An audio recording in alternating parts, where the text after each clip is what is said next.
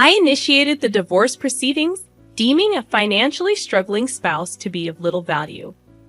My world was shaken when, during a business trip, my husband abruptly declared not only his intent to divorce, but also his simultaneous marriage to his lover. To add insult to injury, he accused me of marrying him solely for his wealth and demanded I forfeit any claims to our property. Confronting my indifferent husband, who had always treated me with disdain since our marriage, led to his unraveling and a downward spiral to rock bottom. I am Karen, 35 years old, raised by a single mother since my father's passing in kindergarten. Despite the financial challenges, we found happiness as a family of 3. Even as an adult with a decent salary, my frugal habits persisted from childhood. I married John, a wealthy man I met through an acquaintance, drawn to his kindness and the new world he presented. Our differing views on money and gender roles emerged after marriage. While John envisioned a traditional household, I was dedicated to my career and financial independence. Before marriage, John suggested I become a homemaker, assuming I would embrace traditional domestic roles. However, I expressed my desire to continue working until we had children, emphasizing the financial benefits. Although I managed to convince him, the reality of balancing work and household chores proved challenging. Despite being a full-time employee, my days were consumed with domestic responsibilities, leaving little time for us as a couple. In contrast, John, adopting a traditional husband role, contributed nothing to household tasks. While he witnessed my busy schedule, he simply indulged in dinner and relaxation upon returning home. Balancing work and domestic responsibilities took a toll on our relationship, prompting me to question if this was the essence of a marriage. Despite my efforts, I hesitated to voice my dissatisfaction. Fearing he might insist I quit my job despite his lack of contribution at home. I had hoped that the arrival of children would bring about a positive change in our relationship. Unfortunately, our connection had grown distant, casting doubt on the possibility of expanding our family. Feeling the urgency to discuss this matter, I approached John. "Hey, we should start considering having kids, right?" "Huh? Kids? You're quite energetic, considering you're tired from work and chores." "It's not about that. I want to have children. We haven't been married that long, but I'm already over 30.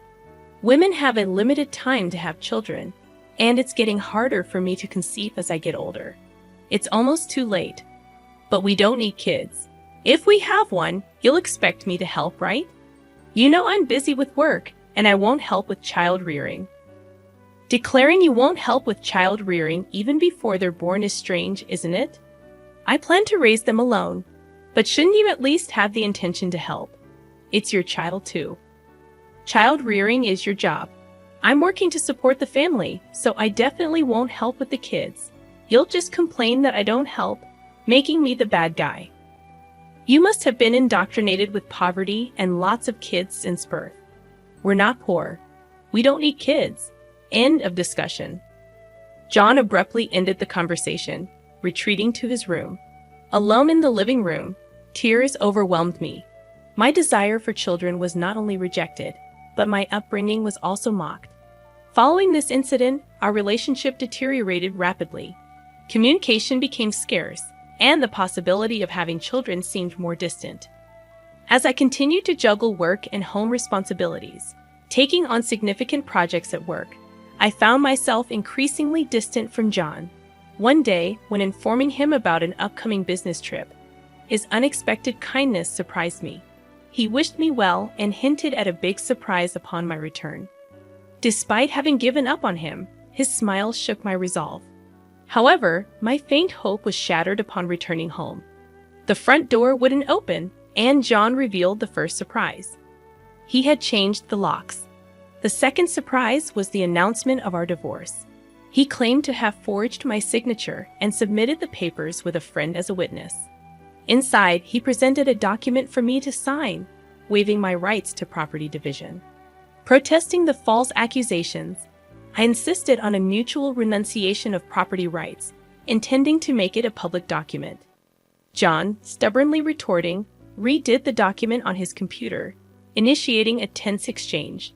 As I left the house, he continued to scorn me for being poor, even contemplating discarding my belongings.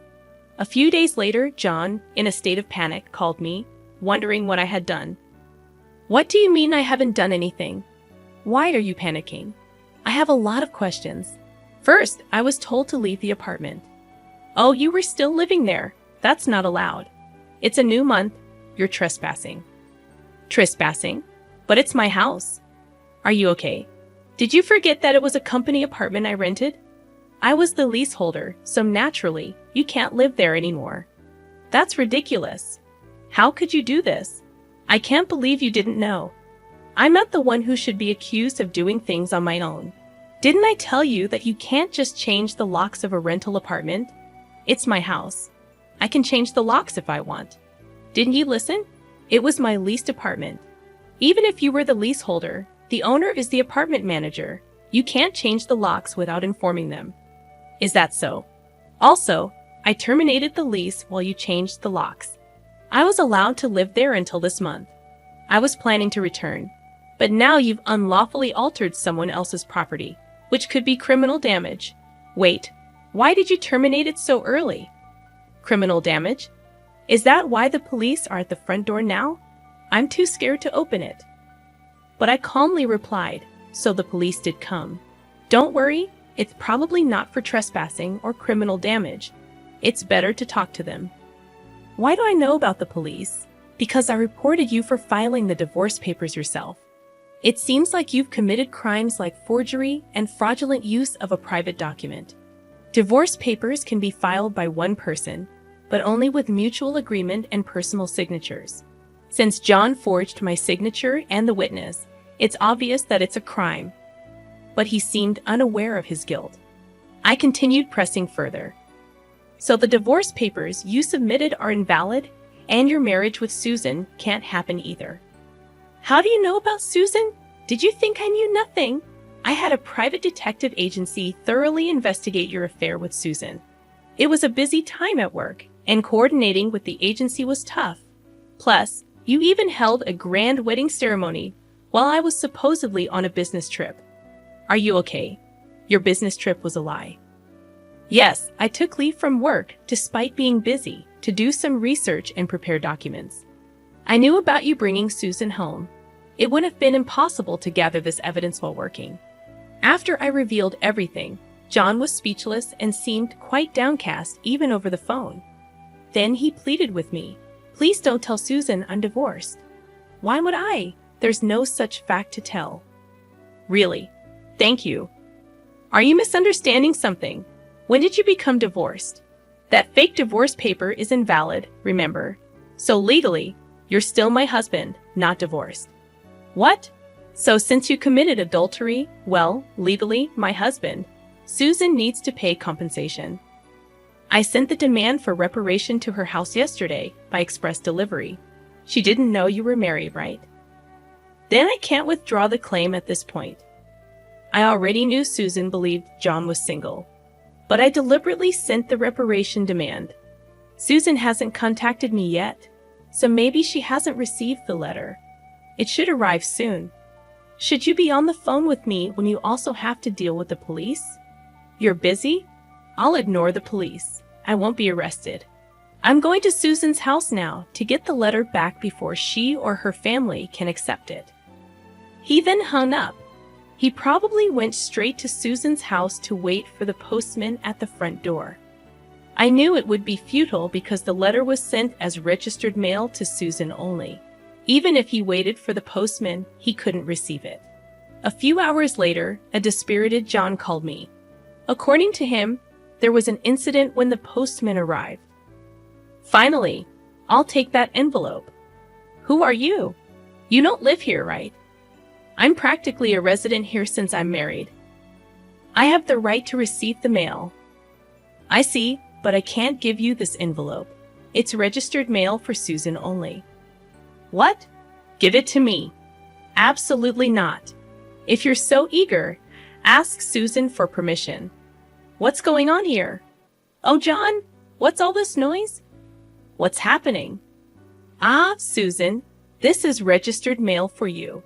This man insisted on taking it. Sorry for the disturbance. Now I'll be on my way. What's this? A demand for reparation. John, you are married. What's going on here? Sorry, it's just, she's an ex-wife from a long time ago. I was embarrassed to say I'm divorced. I'm sorry for keeping it secret. But it's strange, isn't it? We haven't been dating long, and a demand for reparation? If you were divorced before we started dating, there shouldn't be any problem, right? Well, my ex-wife is crazy. Maybe she's demanding reparation out of spite because I got married. That was the excuse he gave, but such a lie was quickly exposed. The envelope included a letter I wrote along with my contact information, so Susan called me directly. In that call, I told her about the affair, the invalid divorce, and that they had a wedding ceremony while he was still married to me. Although they had a wedding ceremony, they hadn't submitted the marriage registration yet. John wanted to submit it on April Fool's Day, so it was still pending. He probably delayed submitting the marriage registration due to uncertainty about whether the divorce was finalized. After being exposed, John fled from Susan's house and shamelessly contacted me again. I still had something to tell him, so we agreed to meet at a nearby cafe. As soon as I arrived, John said, "Karen, please withdraw the reparation claim. Let's pretend we've been separated for a long time and officially divorced now. I can apologize to Susan for being secretly divorced and maybe cover it up. You think I'm desperate to stay married to you. I was going to file for divorce anyway, but since you cheated, you'll pay reparation. Just trying to extort money from me, huh? Typical of the poor. You have such a poor heart. You're talking nonsense. Depending on my answer, everything can change. There's still an option where we don't divorce. If I say no, you can't reject it, meaning you can't marry Susan, and your marital status will be exposed. Fine, I'll pay the reparation. Just divorce me now. Sign here." Then, about property division. Property division? How much more do you want to take from me? Reparation should be enough. Remember, we agreed to waive property division, right? So let's make it official. All right. You're not as bad as I thought. Thank you. We then went to a public notary, made a public document for reparation and property division, and then to the city hall to submit the divorce papers, finalizing our divorce. Relieved, I exchanged final words with John. Glad we don't have to divide property. What are you saying? I'm the one who benefits from that. By the way, do you even have assets after paying me reparation? Susan will also claim damages. She mentioned charging you for the wedding expenses. That's impossible. I'm marrying Susan. She can't claim that. We're divorced now, so there should be no problem. Still living in a fantasy. You committed marriage fraud. You had a wedding while still married. You think Susan still believes you. Marriage fraud? That's ridiculous. Susan will believe me. Believe that if you want. I heard from Susan directly. Also, weren't the guests at your wedding paid actors? You still owe them. You knew about that. I haven't paid them yet. What does it matter to you? You could have just taken property division and been better off. That's what I wanted to tell you. Even if we had divided property, you would have benefited more. What are you talking about, poor woman? Your family is poor, and you only make $15,000 a year, right? Even if you got a raise, it would be barely $20,000. You don't have any property. You keep calling me poor, so I thought you might be mistaken. Yes, my salary is indeed $15,000. But you know I work for a foreign company, right? It seems you have no interest in me. But I became a director of the American branch. It's not $115,000 per year, but per month. $155,000 per month. So that's an annual income of $1.8 million. You're still bad with numbers. How do you manage to keep a job? It's $180,000 a year. $180,000? That can't be true. Of course, I haven't had the chance to spend such an amount, so I've been saving it for the future. The savings from before our marriage aren't part of the property division, but there's still a considerable amount since our marriage. so I could have received half of that in the property division. You were my destiny after all. I'll get the divorce papers corrected. Are you okay? After all the contempt, you think I'd gladly undo the divorce if you have that much money. You don't need to claim reparation, right? It's just a small amount for you. He who laughs at 1 cent will weep for 1 cent. This reparation is for the mental anguish you caused me. I'd like to claim more honestly, and since we've made it official, make sure to pay it even in installments.